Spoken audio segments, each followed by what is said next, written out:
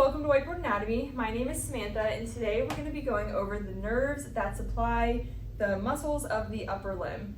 And the nerves are created by the brachial plexus. So a plexus is a collection of spinal nerves that intertwine and branch off to create peripheral nerves, which are the nerves with names that supply muscles. So the brachial plexus is going to be created by our spinal nerves C5 through T1. So that is a collection of 5 spinal nerves. Let's draw it over here.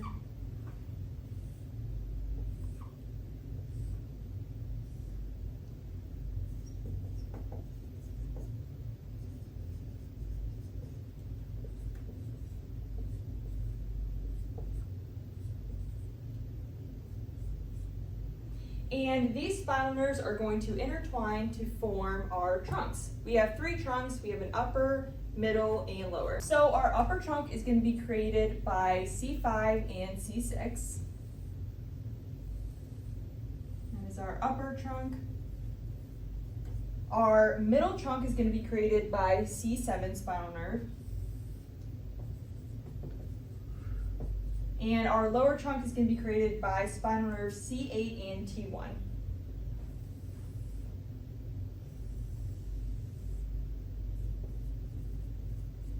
Okay. So each of our trunks are going to give off a posterior and anterior axon, which are going to form into our cords. So the posterior axons are all going to form our posterior cord, which is going to supply our posterior arm muscles. So I'm going to draw it right here.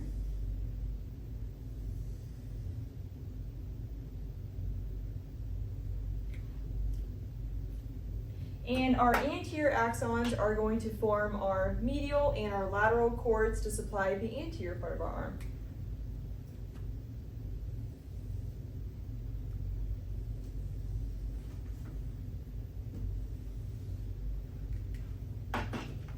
Okay, you might have to pause it right now. I'm going to finish drawing this. So, like I mentioned, all of the trunks are going to give off anterior and posterior axons, which are going to form our cords. So the green is going to be our anterior axons, and the black is going to be our posterior.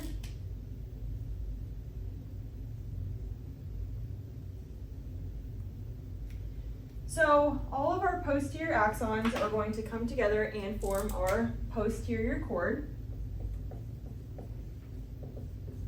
And the anterior axons from our upper and our middle trunk are going to form our lateral cord.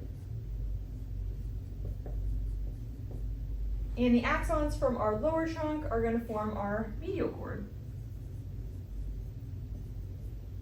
So the naming of the cords is relative to our axillary artery, which is going to travel through our brachial plexus. So, like I said, the artery is going to travel right around here. So, viewing pictures of this, the posterior cord is going to be behind the axillary artery. The medial cord is going to be below, and the lateral cord is going to be above. So, our axillary artery is a good landmark when we're viewing the brachial plexus. We're going to go into the peripheral nerves that each cord is going to give off, and we're going to start with the posterior cord here. So, the posterior cord really branches off into one major nerve, and the largest nerve it gives off is going to be our radial nerve. So the radial nerve is going to travel along the posterior side of our arm, and it's going to travel through the different heads of the triceps brachii through the radial groove. And then it is going to enter our forearm through the lateral epicondyle of the humerus, and it is going to supply all of the posterior arm and forearm muscles. So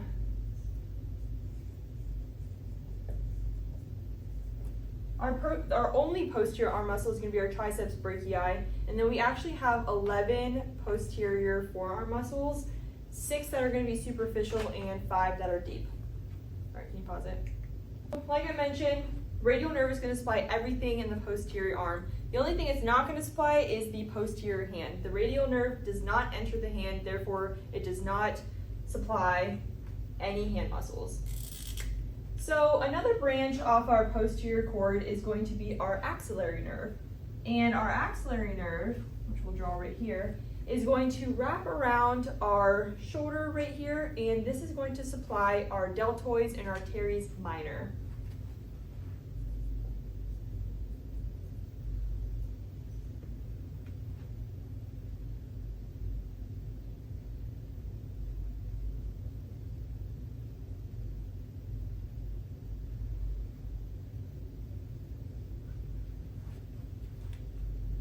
Our posterior cord is also going to give off 3 branches that are going to be a little bit more medial in the cord.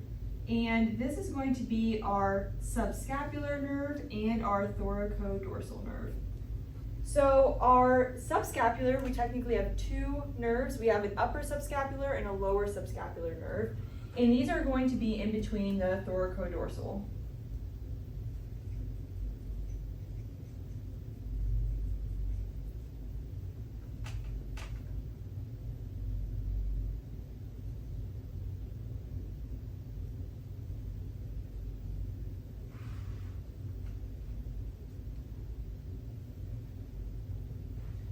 So your thoracodorsal, this is going to supply your latissimus dorsi. And your subscapular is going to supply your subscapularis and your teres major. So the upper subscapular is going to be the one that's furthest away from the radial nerve, and the lower is going to be the one closer. So your upper subscapular nerve is what's going to supply your subscapularis, and the lower subscapular is going to supply the teres major.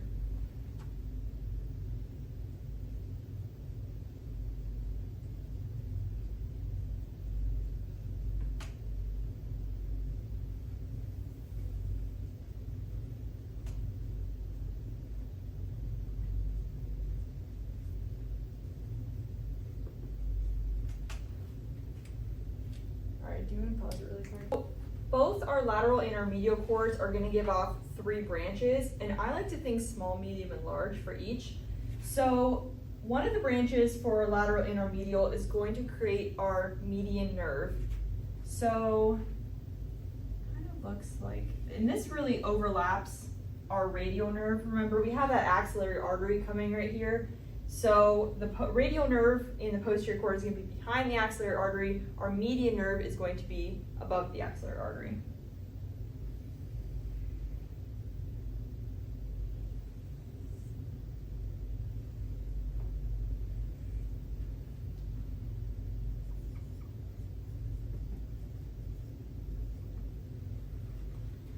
So our lateral cord is also going to give off our lateral pectoral nerve and our musculocutaneous nerve.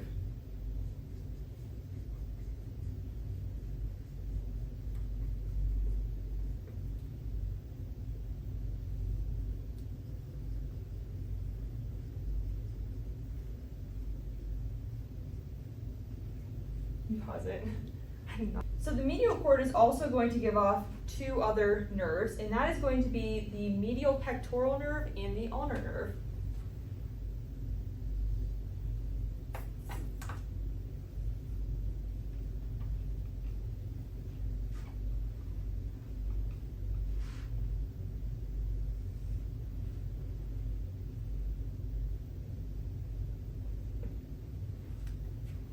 So both of your pectoral nerves are going to supply your pectoralis muscles. Your medial pectoral nerve is going to supply both your pectoralis major and your pectoralis minor, and your lateral pectoral is only going to be supplying your pectoralis major. I like to think of like 3 M's with your medial, major, and minor, but your lateral is only going to supply the major.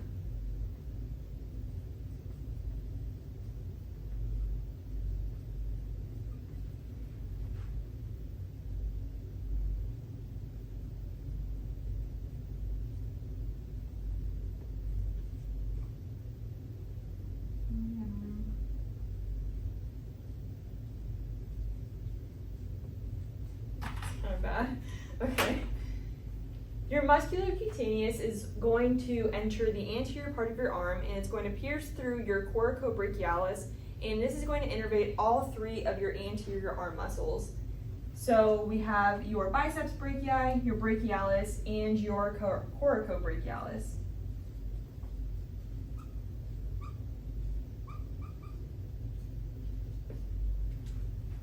All right. So your median and your ulnar nerve, these are going to be the last two nerves that are actually going to enter your forearm and supply your anterior arm muscles. However, it's a little interesting because your ulnar nerve is going to supply 1.5 of your anterior arm muscles, and the median nerve is going to supply the rest of them. So we'll start off with the ulnar nerve. This is going to supply the flexor carpi ulnaris and the medial half of the flexor digitorum profundus. Your median nerve is going to supply the rest of those muscles and the lateral half of the flexor digitorum profundus.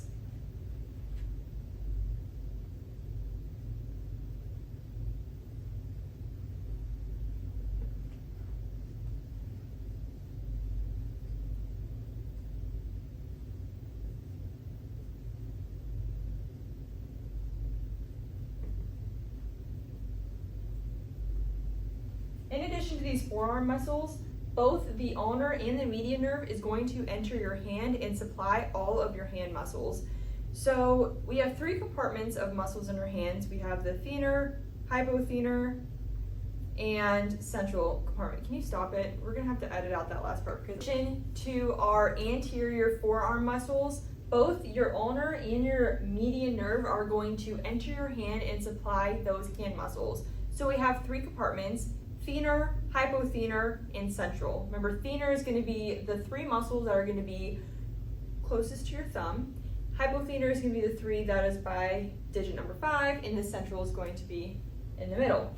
So your median is going to supply the 3 muscles that are going to be in your thenar compartment. Your ulnar nerve is going to supply the rest of the muscles in your hand.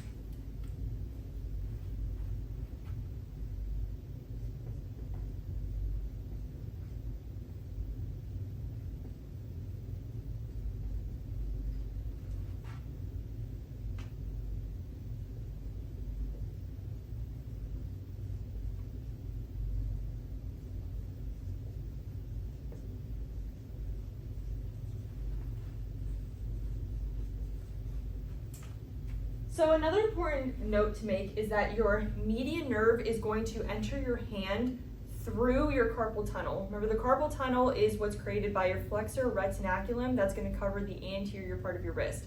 Your median nerve is going to travel underneath of that. Your ulnar nerve is going to travel above your flexor retinaculum, so it's not traveling through your carpal tunnel. Okay, stop it. All right, so we covered over all of our peripheral nerves that are coming off of our cords. We have 3 more peripheral nerves that we need to talk about, and I call these our miscellaneous nerves because they're coming off of some other part of our brachial plexus. So the first one we'll talk about is the subscapular nerve. This one is going to come directly off of our upper trunk. And your subscapular nerve, because it's so high up, this one is going to travel above your shoulder through your subscapular notch, and this is going to supply your supra and infraspinatus.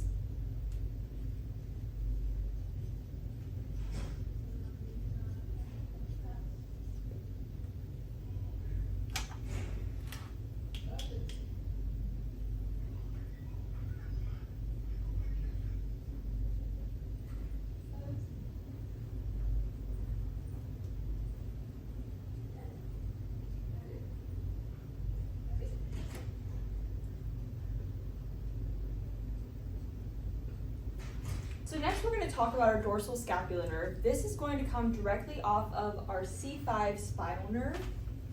And your dorsal scapular nerve, because I like to think it's so medial, this is going to supply our levator scapulae and our rhomboids.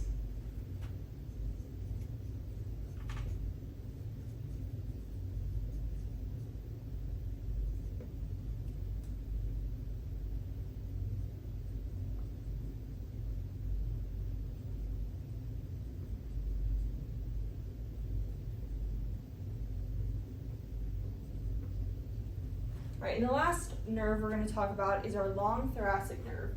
And our long thoracic nerve is going to come off of spinal nerves C5, 6, and C7. And this is going to be running down along our rib cage, and this is going to innervate our serratus anterior.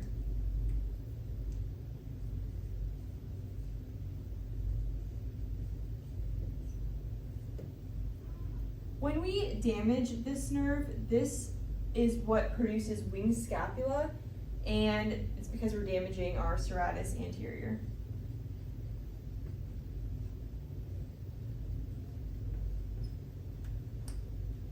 All right, can you pause it? This concludes today's video over the BrachialPlexus.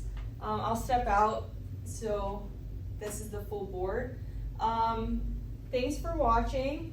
And please follow us and like our other accounts on Instagram and TikTok at Whiteboard Anatomy. Yep, thanks for watching.